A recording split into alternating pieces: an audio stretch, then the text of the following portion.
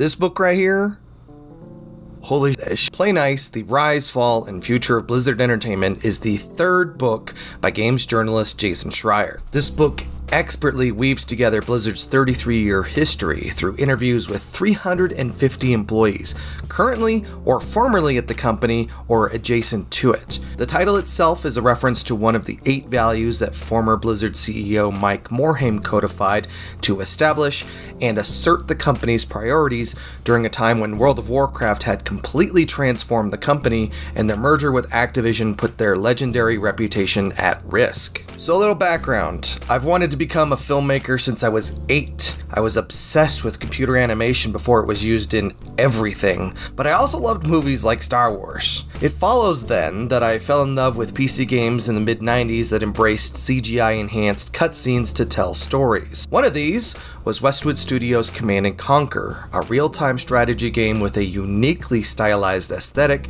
that charmed with its adrenaline-pumping electronic soundtrack, fast, futuristic, real-time strategy action, and flashy cinematics featuring memorable characters. Lots of companies made competitors to Command & Conquer in the late 90s, but Westwood's primary opponent quickly became a little game called Warcraft by Irvine, California-based Blizzard.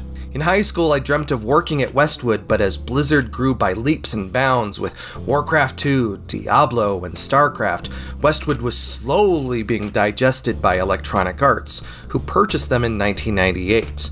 Just a few years later, only Blizzard remained.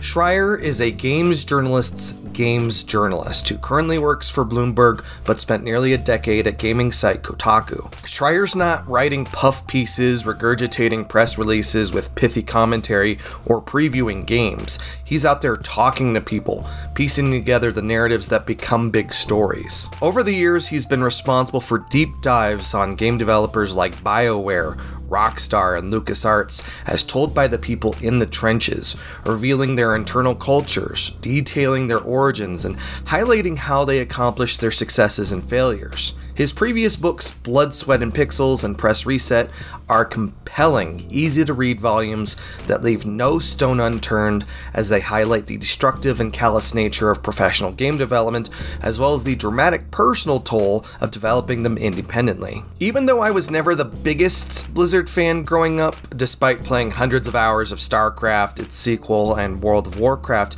Play Nice was such a compelling read that it didn't matter in the slightest. This is a book that thoroughly documents everything you could ever want to know about Blizzard as a company, how its games came about and evolved, or were just outright canceled, and far more. It shed light on so many aspects of the company's history, including the smallest of controversies that I had completely forgotten about.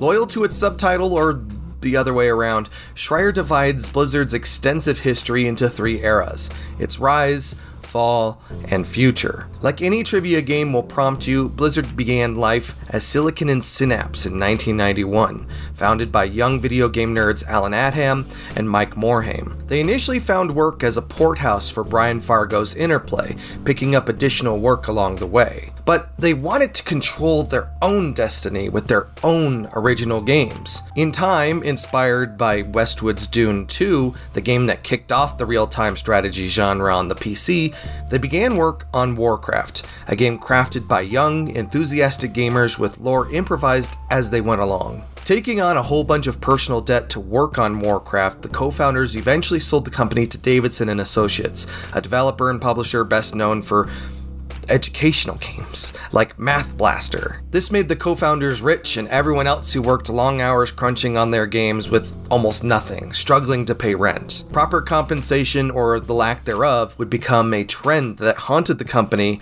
as a lack of financial rewards for employee dedication and labor inspired a number of departures and subsequent splinter studios over the years. From its earliest days, Blizzard was a male-dominated frat house, and the tales that Schreier describes here could easily inspire a Wolf of Wall Street-esque biopic about the company, minus the hard drugs. Misogyny was rampant, hitting on the couple of female workers they hired was consistent, and throughout the company's history, superiors would have relationships with the female employees who reported to them. This created further sets of issues culturally that would haunt the company as well. Warcraft was a hit, and so was its sequel. They'd acquire Condor, the laid-back studio behind a little demonic game called Diablo. Over the years, Blizzard would develop more hits like StarCraft and Warcraft 3, then another Diablo. After Davidson and Associates sold out, Blizzard employees would never know which faceless corporate entity they reported to at any point. As each one failed, Blizzard would be carted off to the next set of parents. Despite this, corporate handlers did well to not interdict in Blizzard's affairs and disturb their gamer-first formula that solidified their legendary status, especially as World of Warcraft was printing money. But that would change. Schreier takes great care to spell out the rise of Bobby Kotick as the man who saved Activision from itself, growing it to become a widget factory to generate value for shareholders and himself. In a complicated deal that Schreier thankfully walks us through, Kotick's Activision merged with Blizzard, which eventually ended the ambiguity of who actually owned Blizzard and their intent with the company. When it happened, I remembered thinking that Kotick would eventually and inevitably slip his tendrils into Blizzard and slowly rip it apart.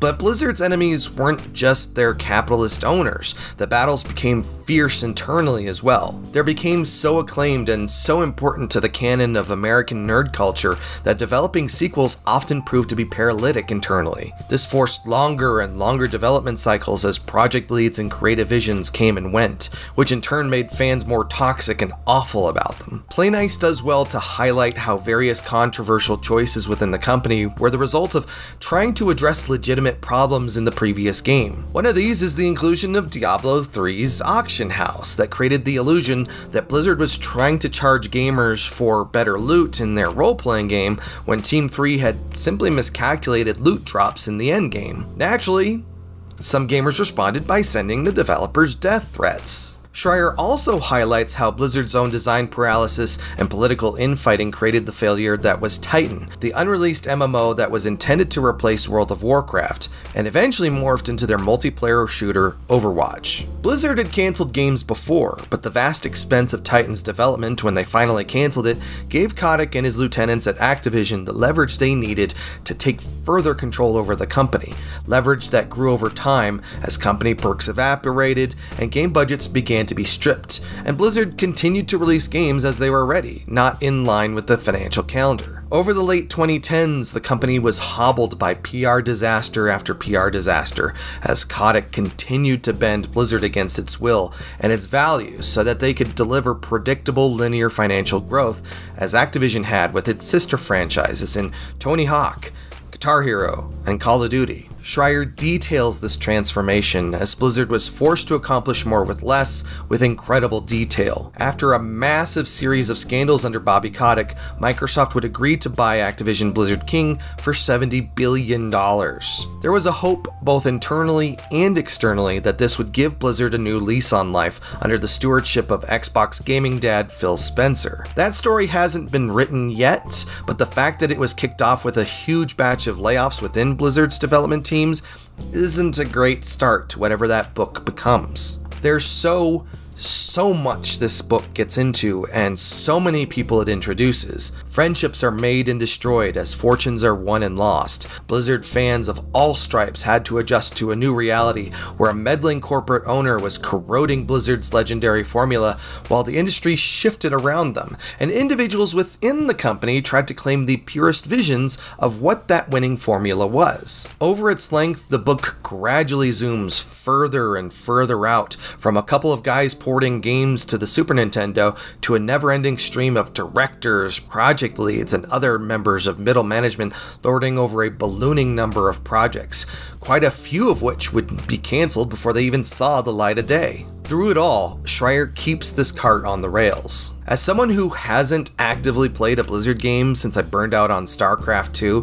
following an expensive midnight release, I was captivated by the life and times of Blizzard Entertainment as Schreier writes about them. That's his gift, his ability to peer beyond what you may think of a game or a company on its face to find the deeper story of how, why, when, who, and more the questions a journalist asks that make for a compelling story. Play Nice is an excellent read not just because it highlights a developer operating in the expensive AAA game space, but a legendary one who fights to stay on top. It tells a story of a company's cultural shift, both internally and externally. Early on, excited young gamers found themselves at Blizzard working up from underpaid and underappreciated QA and customer service jobs into roles sleeping at the office while crunching on a game and eating endless amounts of pizza. As those employees grew older and wiser and they grew into the company's senior leadership, those habits became, well, not extinct, but certainly an artifact of the past. Blizzard's own history mirrors the best and worst habits of the industry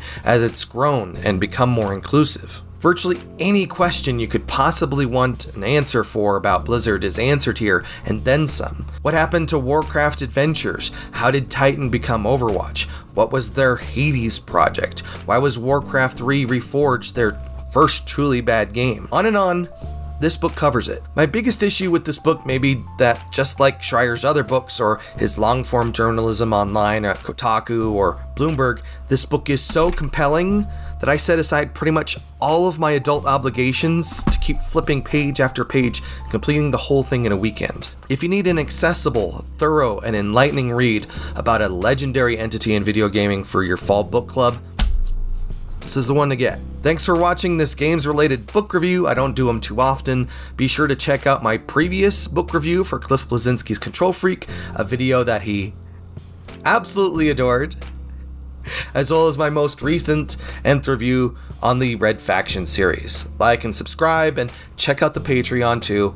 Nth review, the Nth review, patreon.com/the Nth review. There we go. We got it. Boom. Let's get out of here.